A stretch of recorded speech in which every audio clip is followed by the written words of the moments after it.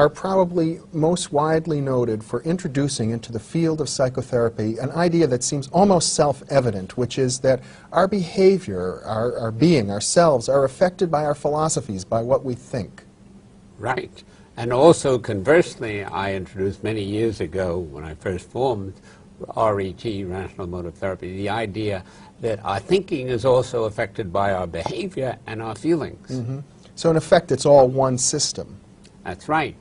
Interactional. Mm-hmm. And that system can therefore obviously be affected by dealing with any part of it, I would assume, behavior, emotions, or cognition or thoughts. Right, but profoundly, if you profoundly change your philosophy, your thinking, then you're more likely, in all probability, to profoundly change your feeling and your behavior, and especially your disturbed feeling and your disturbed behavior. So I went back to my hobby since the age of 16, philosophy, the philosophy of the ancients, largely of Epictetus and Marcus Aurelius, and in the East of Confucius and Lao Tse and Buddha, and amalgamated it with behavior therapy, which I'd used on myself at the age of 19 to get myself over my phobia of public speaking and of approaching young females. Mm-hmm. Well, if I could get to the kernel of your thought, it is basically that whatever happens to us in life, it's not totally responsible for our emotions. Right. It's partly, it contributes to it. A, activating events contribute to C, consequences in our gut, but it's B, our belief system, our philosophy, which mainly, largely, or certainly in great part, makes us feel and think the way we do, especially think and, I should say, behave the way we do, especially in a disturbed manner. We disturb ourselves. And typically, I suppose, when a person is very angry or very depressed, they almost always think that it's something outside that's causing that.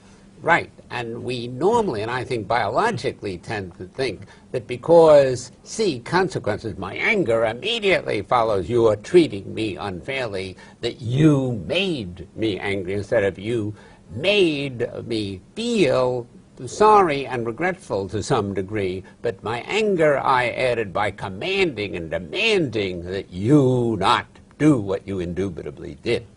And in a sense, if I'm right, you broke with Freud in suggesting that the parents aren't responsible, early upbringing isn't responsible, that we teach ourselves these kinds of neurotic behaviors. Right. We're born gullible to our parents, influenceable, teachable in the first place. Therefore, we stupidly listen to our parents, but then we invent many must, shoulds, ought, demands, commands, in addition to the standards, the values that we adopt from our parents. But the standards don't upset us.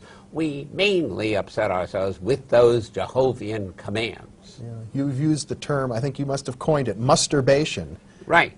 That masturbation is good and delicious, but masturbation is evil and pernicious, is one of my sayings. And masturbation is when we tell ourselves, I must do this, or things must be this way, even though they're not. Right. The three main musts are, I must do well, or I'm no good. You louse, must treat me well, or you're worthless and deserve to roast in hell. And the world must give me exactly what I want, precisely when I want it, or it's a horrible, awful place. It would be awful. It would be terrible. Right. Because of the must. If you didn't masturbate, then you wouldn't awfulize, terribilize, catastrophize, say, I can't stand it, and put yourself down. If you're only stuck with, I'd like very much to do well, but I never have to, then you wouldn't then disturb yourself. Yeah. So the technique that you get engaged in with your clients is one of disputing their musts, their ideas, and showing them that logically, scientifically, philosophically, things are not that way, that nothing must be if it isn't. The technique is the scientific method, and we say, and we're the only cognitive behavioral therapy which does say, that when you think anti-scientifically, devoutly, really piously, dogmatically, which is inflexible and anti-scientific, then you disturb yourself. Therefore, we use the flexible scientific method to get you philosophically and otherwise to undisturb yourself. Now, many people, I think particularly the Freudian school of therapy, would would suggest that simply being told by your therapist that you're thinking things wrong isn't going to make a bit of difference, that you'll continue with the same old behaviors anyway. And we would agree that being told it or told where you got it, which you didn't get it from your sacred mother and father, won't help you. But the insight that I made myself disturbed, I foolishly listened to my mother and father and took them too seriously, and I'm still doing it, and that now I require work and practice to give up my biological and sociological tendency to disturb myself. That will help you, not the belief that I disturb myself and that I don't have to. That'll help, but not that much. Yeah.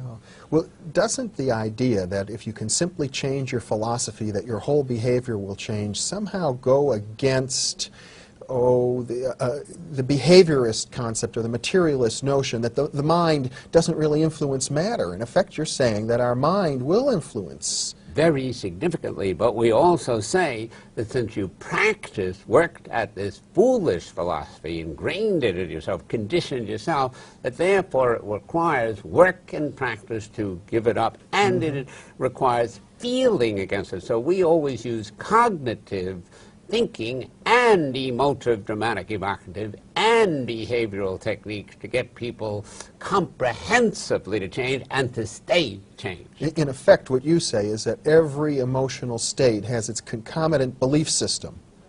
Right.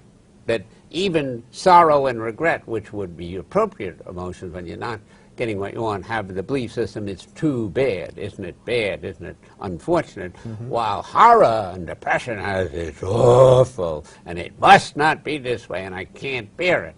So, and each of the negative self-defeating states, such as depression or anxiety or despair or rage, has some individual difference in what you tell yourself, what you believe philosophically. So, in a sense, the heart of your philosophical approach then is to distinguish between what we might call appropriate philosophies, appropriate emotions, and inappropriate ones. And oddly enough, I discovered after years of doing rational emotive therapy, RET, that there only are a few differences, and one main difference, and it's crucial, is taking a preference, a desire, a goal, a value, practically all of which are legitimate, and escalating it again, transmuting it into a demand, a should, an ought, a must, an absolute.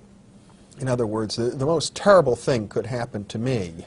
Perhaps I have leprosy, right, or some kind of a fatal disease, or I think, as you pointed out, maybe somebody is slowly torturing me to death. Right. And that doesn't necessarily justify me going into a state of a depression.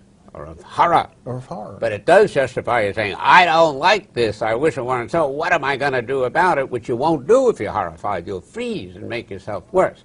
So you control largely, not completely, your emotional destiny and your behavioral destiny, and if you change your basic philosophy of life, then you can change it. You have the power to do so, but you normally sit on your rump and don't use that power.